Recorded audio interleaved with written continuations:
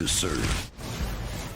Welcome back. We want to welcome in the Athletic Senior NBA Insider now, Shams Charania. Shams, good morning. Thanks for getting up and being with us. We got a lot to talk to you about. I want to start with the story that you broke last night. In the players' meeting, the Lakers and the Clippers players were the only ones to vote to boycott the rest of the season. You also reported that LeBron left that meeting abruptly. What are you hearing about how this all played out the rest of the night? Yeah, so in the lead up to the vote, there were a lot of different ideas thrown around, and that's what you see during these player calls, during these player meetings. Kyrie Irving led a movement in June, and on that call, I was told there was a lot of different ideas that were thrown around, and guys just were not unified on one accord. And you saw a similar aspect come up last night when the players held a meeting together, involved the coaches at first. And when the coaches were there, Doc Rivers, I'm told, was really speaking about voting, about how these players can really use their power, use their rights to affect change while continuing to play and do their jobs. But once the coaches left, it was really a free-for-all for the players to really discuss and determine which route they'll take. And then there was a vote near the end. And I'm told out of all the teams, the Lakers and the Clippers were the only two that voted not to play for the remainder of the season, in the aftermath of the Jacob Blake shooting. And once that occurred, Udonis Haslem, I'm told, was one of the veteran players that spoke up. And part of his message was, if the Lakers and Clippers aren't playing, what else are we all doing here? And so LeBron James, I'm told, was the first guy to leave that meeting, and the Lakers and Clippers players were not that far behind.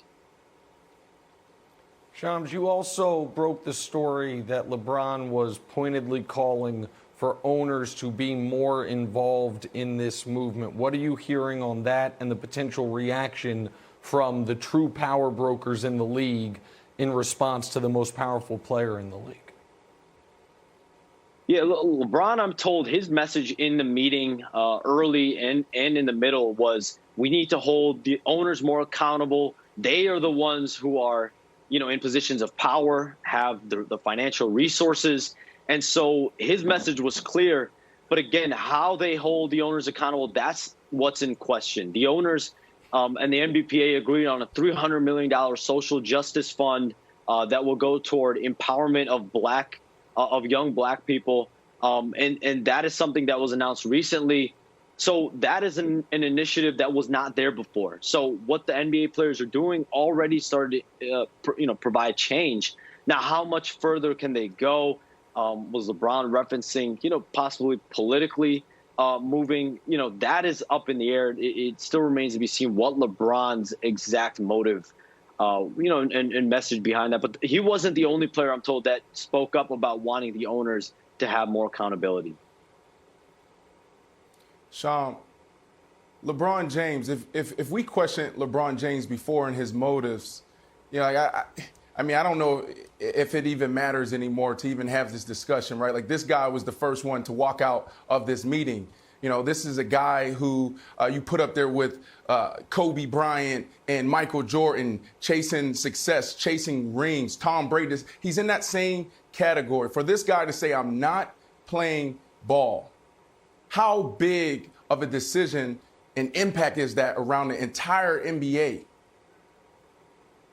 It's a big impact in the terms of, he's obviously the face of the league. And Pat Beverly made a comment during the pandemic, a couple months ago, that if LeBron James says, whatever he says we're doing, we're all doing. And so now you have a situation where there's a meeting, and out of all the teams, every other team voted to play besides LeBron James and his Lakers and the Clippers. And so, I think throughout the league and around, LeBron, the sense over the last few months has been he wants to play. He wants to get back on the floor as long as the environment is safe. All these star players, they wanted to play. Kawhi, Giannis, as long as the environment to play was safe, these guys wanted to get back on the floor. So last night was a true I think a stand. And for those two teams, obviously the two teams that are going to be competing in the Western Conference Finals, Brandon, for them to speak out and say, we're in favor of just leaving, going home, it leaves the season in some peril now. Shams, yesterday we saw Chris Paul talk to Russell Westbrook in a hall, and it felt like they were exchanging some news. Can you give me a sense of today's schedule and how the meetings are working for today and what we can expect in today's news cycle? Yeah, there's a Board of Governors call at 11 a.m., and that will be, very interesting to monitor in terms of what comes out of it. Will there be a resolution? I had one owner text me last night. It's up to the players. We want to come up with something that might, impact and help alleviate any concerns they might have. But at the end of the day, it is up to the players. And so the players at the same time will have a meeting in Orlando on campus. So you're going to have these two meetings at the same time. Sean, do you not find it interesting that it's always up to the players? Like, why isn't the owners making the decision? Think about that. It keeps going back to the court. It keeps going back to the locker room. Owners need to make the decision, it seems like. And that may be what LeBron James is referencing. When these two teams went to China, and that incident happened with the Daryl Morey tweet. Adam Silver, LeBron James, both the Lakers and Nets players got in a room, got in a meeting, and the messaging of, hey, guys, players, you guys get out there in the media, talk to the reporters and explain what's going on. That was the messaging that was going on at the time. And LeBron James pushed back on it back then. This was back in, I want to say, October. Losing track of time. This is going back in October. And these guys, LeBron James was adamant that we should not be the ones that go face the media. It should be, the league office. It should be Adam Silver. It should be the owners. And so in some ways, you're right. Players have been put in the forefront time and time again. And I think there is some action they want to see from the owners. And again, Brandon, the Lakers and Clippers were in the minority in that they were the only two teams that decided, to vote not to play. So the remainder teams wanted to play. And so that's what makes it so interesting is when you have two teams that are so, in terms of the NBA's power scheme right now, the Lakers and Clippers are the two best teams in the Western Conference. Shams, let me ask you this. You've been in the bubble since day one. You've talked to the players. You're a part of the ins and outs. A lot of what happened yesterday, the boycott, is clearly in reaction to the Jacob Blake shooting. But I wonder how much of a sense you've gotten of the frustration, of the restlessness from these players that they wanted to do more, that maybe they felt like their voices weren't heard, and perhaps boycotting the remainder of the season is just an extension of that. How much have you heard? How much frustration has been boiling over from the players? I think it all can play hand in hand. I think that, guys got in the meeting last night and spoke and talked about how, everything we came in this bubble for, trying to spark change, it just has not happened. And I think it's a sense of maybe some hopelessness, trying to control the uncontrollable. These things, there was a coach that relayed in the meeting last night, like, these changes that the players want to make takes years upon years upon years. It does not happen overnight. It took Maya Moore multiple years in her quest after she left the WNBA, and she deserves to be applauded. But if these players are wanting to make changes, actions like last night when the Bucks called the Attorney General of Wisconsin, those are the types of actions that can potentially spark change. But not playing, I don't know how much that can do. Where will these players go after? Are they just going to go off on their own? Are they really going to be out there? Like Jaylen Brown said, are you really going to be, last night, he said, are you guys really going to be out there in the trenches? So these are all questions that are up in the air. And this is really the first time these players truly gathered in person while they were in the bubble. I had a player ask me last night, why didn't we do this on night one of the bubble? There are a lot of different questions still out there. Shams, two quick things, or I guess two things before you go. One is, do you think it's more likely that this season resumes or more likely that it doesn't? And then the other question would be this.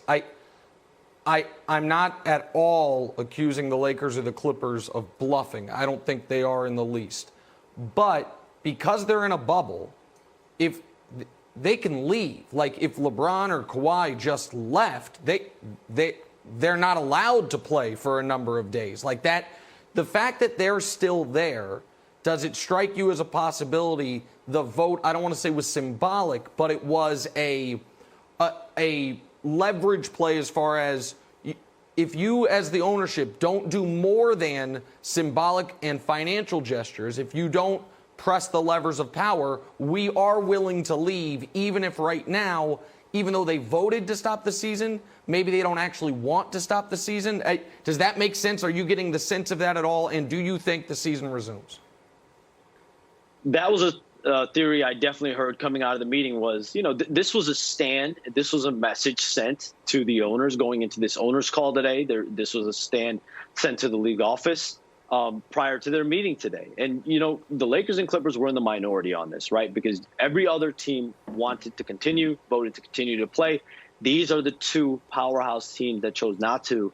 And even though that they are in the minority in terms of the voting last night, it sends a message because they are the top two teams in the Western Conference, probably the top two teams potentially in the league, along with the Milwaukee Bucks in the Eastern Conference. So there's no question a message was sent, and that was, most likely the real outcome they wanted from this. I couldn't really tell you if I think the season will go on or not. I guess we'll see today. But my hope, and I think the hope of a lot of players, is still that they'll be able to figure something out. And I had some players come off the call and say, listen, like the board of governors, they'll figure something out. They'll come to us with something, and we'll get this back and going in a few days. I think that is what the hope is around different players, especially the guys that want to play. And again, most players are not financially stable enough to just go a year without playing or deal with a lockout potentially and not play. These guys need to be involved in playing and being in the type of return environment.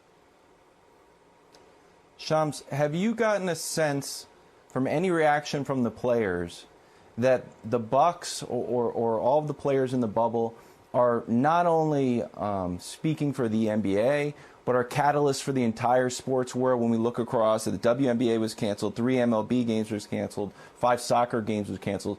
Do the players feel an added pressure, or has there been any reaction from inside the bubble when they look at all the other cancellations in the sports world?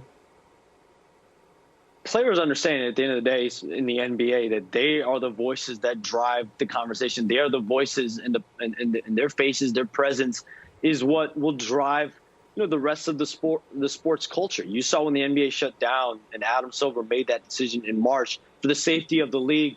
The remaining leagues followed, right? You had all different types of businesses follow suit that March 11, March 12, those 2 days. And I think the players understand the power in their voice. That is one of the message the Kyrie Irving, Dwight Howard, Avery Bradley led group in June tried to, express upon the players.